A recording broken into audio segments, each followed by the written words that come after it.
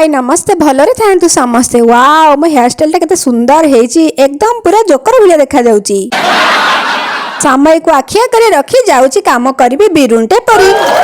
कार्तिक मास सारा पाटिरे टिके आमिषा बाजिनी सेथिपई मा झियो दुहे बाहरी पड़िलु माछ बजारु दुटा माछ आनिके आसीबु बोली। कर इच्छा आज टिके जाई भाकुर माछ आनिबो। मु बहुत दिन हेले भाकुर झोल खाइनी सेथिपई मु बाहरी पड़िली तांकु आज करिकी देबी भाकुर माछर झोल। फाइनाली भाकुर माछ आसी मो हाथ मुठारे पहुंची जाईछि। मो हातरे अछि जादू सेथिपई मु बनेई देइछि घंटाडे भितरे भाकुर माछर झोल। मो पाखरे परसी देइथिली भात लुण कंचा लंका 3टा एयाकु बसिकरी खाओ कहले कना भाकुर माछर झोल खाई सारिला परे चलिली घुंगुड़ी मारिबा परे बाबूको शर्ट को इस्त्री करिथिली गोटे बड़ मिस्त्रीटे। माने मो भिडियोटी को लाइक सब्सक्राइब कर देबे। आपण माने देखुचंती हेले लाइक सब्सक्राइब करू नांती।